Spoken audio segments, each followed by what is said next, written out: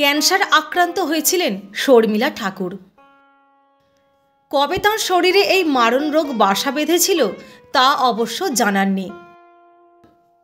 তবে কর্কট রোগকে হারিয়ে বর্ষিয়ান অভিনেত্রী যে এখন পুরোপুরি সুস্থ সে কথা নিজেই স্বীকার করলেন কফি উইথ করণে এসে। এর পাশাপাশি শর্মিলা এও বলেন, ক্যান্সার থেকে সুস্থ হয়ে ওঠার পরেও তাকে কড়া সাবধানতা মেনে চলতে হয়েছিল, যে কারণে রকি ও রানী কি প্রেম কাহিনীর অফারও ছেড়ে দেন তিনি। সম্প্রতি করণ জোহরের চ্যাট শোয়ে ছেলে সইফ আলী খানের সঙ্গে হাজির হয়েছিলেন শর্মিলা ঠাকুর। সেখানে সইফের জীবনে নানা ঘাত প্রতিঘাতের ঘটনা শোনা যায় মা শর্মিলার মুখে।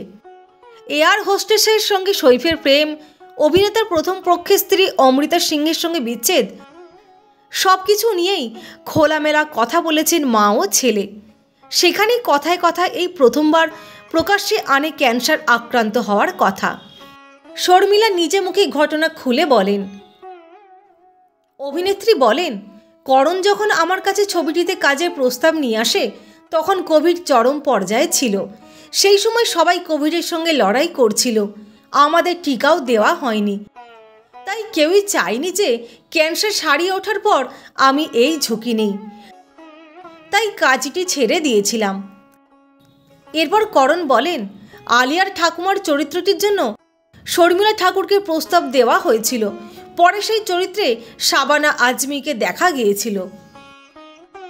শর্মিলা ঠাকুরকে নিয়ে বাঙালিদের এমনিতেই আবেগের শেষ নেই। সত্যজিৎ রায়ের সঙ্গে ছবির সূত্রে বিনোদন জগতে পরিচিত হওয়া শর্মিলার সঙ্গে প্রত্যেক বাঙালিরই যেন মনের সম্পর্ক। বাংলা সিনেমার জগৎ ছেড়ে তিনি এক সময় পাকাপাকিভাবে চলে গিয়েছিলেন বলিউডে। সংসার বেঁধেছিলেন তৎকালীন ভারতীয় ক্রিকেটের সুপারস্টার এবং জাতীয় দলের অধিনায়ক মনসুর আলী খান পাতৌদিকে। যদিও তার পরেও বাংলার সঙ্গে তার যোগাযোগ পুরোপুরি বিচ্ছিন্ন হয়ে যায়নি। বারবার বাংলা সিনেমার টানে তিনি ফিরে এসেছেন। কখনো অভিনয় করেছেন উত্তম কুমারের নায়িকার ভূমিকায়, কখনো তাকে দেখা গিয়েছে ঋতুপর্ণ ঘোষের ছবিতে অন্যতম গুরুত্বপূর্ণ চরিত্রে। এহেন শর্মিলা এবং কফি উইথ করণ এসে বাঙালিদের আবেগকে আরও একটু উস্কে দিলেন। এই শোয়ে করণ শর্মিলাকে জিজ্ঞাসা করেছিলেন কোন সিনেমার জন্য তিনি সকলের মনে থেকে যেতে চান। সেই উত্তরেই জড়িয়ে রয়েছে বহু বাঙালির আবেগ। করণ জোহরের প্রশ্ন শুনে শর্মিলা বলেন, বাংলা ছবি কি না? তাতে করণ বলেন, বাংলাও বলা যেতেই পারে। তখন শর্মিলা বলেন, অবশ্যই দেবী, আর হিন্দি হলে আনন্দ আশ্রম। পাশ থেকে ছেলে সই ফুট কাটেন, বাংলা অবশ্যই এগিয়ে থাকবে। এই উত্তরই বহু বাঙালিকে এক ধাক্কায় ফিরিয়ে নিয়ে গিয়েছে বহু যুগ আগে। 1959 সালে অপুর সংসার ছবির সূত্র ধরে সিনেমা জগতে প্রবেশ করেন শর্মিলা ঠাকুর। তারপর সত্যজিৎ রায়ের পরিচালনাতেই ঠিক পরের বছর তিনি অভিনয় করেন দেবী ছবিতে। অনেক বাঙালি সিনেমা প্রেমী মনে করেন এটি শর্মিলার অভিনয়ের কেরিয়ারে মাইলস্টোন। পরপর কয়েকটি বিখ্যাত বাংলা ছবিতে অভিনয়ের পরে বলিউডে যান শর্মিলা। 1964 সালে সেখানে মুক্তি পায় কাশ্মীর কি কলি, ব্যাস বাকিটা ইতিহাস। যদিও সেই ছবি নয়, 1977 সালে মুক্তি পাওয়া বলিউডের ছবি আনন্দ আশ্রমকে নিজের প্রিয় সিনেমা হিসেবে কফি উইথ করণে বেছেছে শর্মিলা ঠাকুর।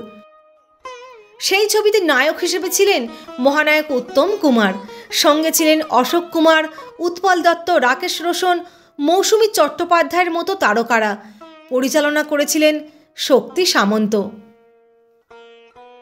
উল্লেখ্য, এখন অবশ্য সম্পূর্ণ সুস্থ আছেন শর্মিলা ঠাকুর, আর তারপরে তিনি ফিরে এসেছেন লাইট ক্যামেরা অ্যাকশনের জগতে।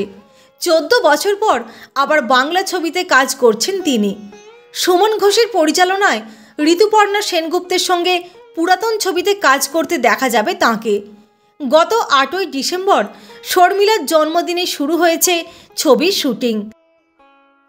এর আগে 2009 সালে অনিরুদ্ধ রায়চৌধুরীর পরিচালনায় শেষবার বাংলা ছবি অন্তহীনে অভিনয় করতে দেখা গিয়েছিল তাঁকে। বন্ধুরা, কেমন লাগলো ভিডিওটি? অবশ্যই আপনাদের মূল্যবান মতামত জানাবেন। লাইক, শেয়ার এবং সাবস্ক্রাইব করে সঙ্গে থাকবেন। সকলে ভালো থাকবেন, সুস্থ থাকবেন, ভালোবাসা নেবেন।